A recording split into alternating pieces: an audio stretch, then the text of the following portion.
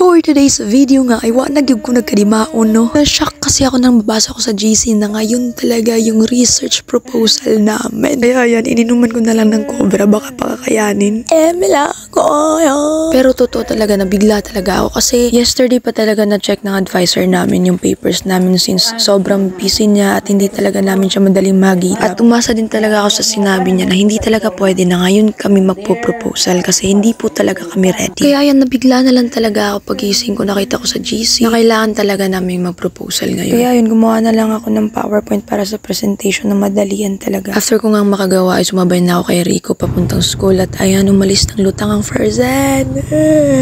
Emila ko yun. At pagkarating ko nga sa school ay bungad agad sa akin ng mga maniningil na boys. Uy! Ano ni sobra no? Bayan mo diya. Wala dyan ko yung kwarta ba? Snatch. At dito na nga nangyari yung mga illegal na palitan ng pera. Charot mo.